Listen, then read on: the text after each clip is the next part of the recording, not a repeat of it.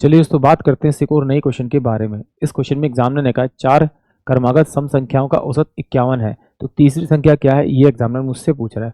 तो इसने 4 संख्या दी, तो ये पहली संख्या, दूसरी संख्या, तीसरी संख्या, चौथी संख्या होगी। अगर मैं बीच की 2 संख्याओं को जोड़कर 2 से भाग करूं तो वो इन चारों संख्या के औसत के बराबर आता है। तो यानी कि 51 को अगर मैं 2 से मल्टीप्लाई करूं तो मेरे पास में 2 और 2 यानी कि 102 आएगा। इन दोनों संख्याओं का सम मेरे पास 102 आएगा। देखिए लास्ट में यूनिट नंबर है, यानी कि इन दोनों नंबर को जोड़ के लास्ट में यूनिट नंबर तो मेरे पास कितना बन रहा है, आपका 2 बन रहा है। अगर मैं मानूं कि पहली संख्या मेरे पास 50 होगी, यानी कि दूसरी संख्या 50 होगी, तो उससे अगले वाली मेरे पास में 52 होनी चाहिए। इन दोनों को जोड़ूं तो क्या मेरे पास 102 बन रहा है? यस बन रहा है। इसका मतलब जो थर्ड नंबर होगा वो थर्ड नंबर जो होगा वो होगा 52, यानी कि ऑप्शन जो बी होगा वो इस क्वेश्चन के लिए करेक्ट होगा। यहाँ पे रख के चेक कर लेते हैं, ये 50 आएगा, ये मेरे पास में 52 आएगा, तो ये मेरे पास में 48 हो जाएगा, और ये मेरे पास में कितना हो जाएगा, आपका 54 होगा। इन दोनों को जोड़ देते हैं। अगर इन दोनों को जोड़ें तो 8 4 12, 5 4 9 10, यानी कि इसके बराबर आ रहा है।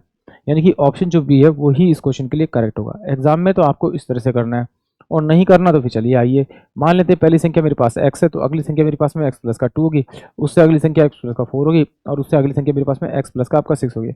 इन सबको छोड़ेंगे तो कितना होगा आपका 4x प्लस का 10 और 2 12।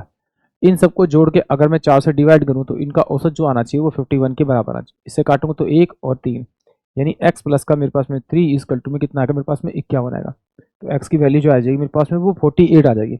अगर x की वैल्यू 48 आएगी तो पहला नंबर, दूसरा नंबर, तीसरा नंबर मेरे पास ये, तो 48 प्लस का अगर मैं 4 करूंगा तो मेरे पास में 52 आएगा। यानी कि ऑप्शन जो बी होगा वो इस क्वेश्चन के लिए करेक्ट होगा। आई होप आप सभी को क्वेश्चन समझ में आया होगा।